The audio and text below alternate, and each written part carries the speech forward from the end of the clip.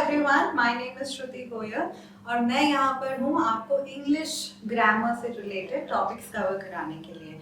हमारे एग्जाम में हमारी लगभग पूरी ग्रामर कवर होती है और उसके लिए हमें हमारे सारे टॉपिक्स के बेसिक आइडियाज की अच्छी समझ होनी चाहिए।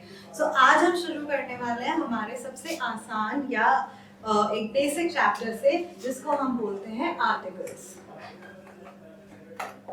अब आर्टिकल्स हमको लगता है बहुत ही आसान चैप्टर, क्यों? क्योंकि हम लोगों ने उसको स्कूल लेवल पे या कहीं भी अच्छे से पढ़ा होता है।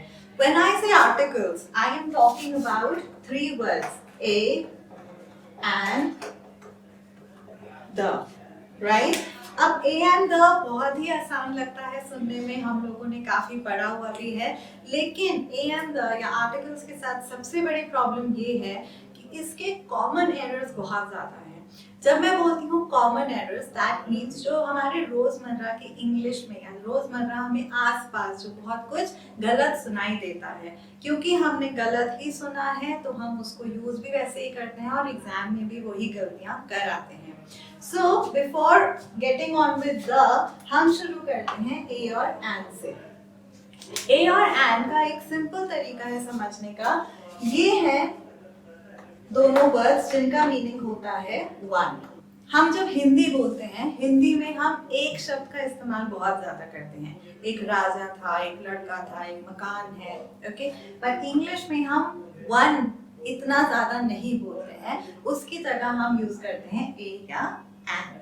अब आपको इतना पता ही है, एंड हम यूज करते हैं वावल्स के साथ, ए यूज करते हैं कॉन्सोनेंट्स के साथ, लेकिन मैं इसी रूल में थोड़ा सा आपका एक एडिशन कराना चाहती हूँ। जब हम वावल्स और कॉन्सोनेंट्स की बात करते हैं, हमें याद रखना है कि ए को हम यूज करते हैं कॉन्सोनेंट साउंड्स के साथ, मतलब वो साउंड्स जो कॉन्सोनेंट्स जैसी हैं।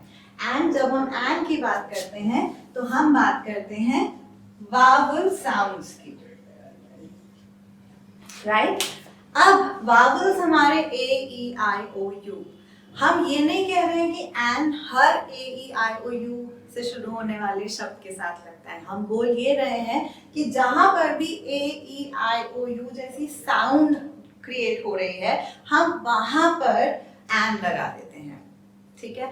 इसके बेसिक एग्जांपल्स हमने पढ़े हैं। अ बॉय बोलेंगे, अ कप बोलेंगे, एन एप्पल बोलेंगे, एन एलिफेंट बोलेंगे, ये सब हम पढ़कर आए हैं। बट अब अगर हम बोलते हैं honest man, so this is an honest man.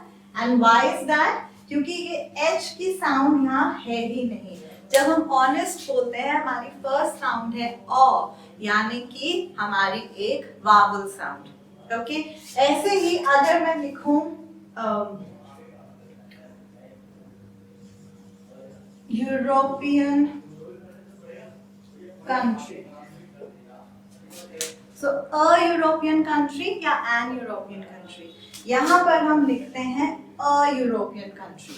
अब मैं आपको इसका अच्छे से मीनिंग समझाती हूँ क्यों। यहाँ पर हमारी जो पहली साउंड है वो है कुछ य की साउंड, यूरोपियन कंट्री, ठीक है। और य हमारा वावल साउंड नहीं होता है। यहाँ आपको ये भी आइडेंटिफाई करना है, हमारा जो लेटर यू होता है इसकी दो साउंड्स होती हैं।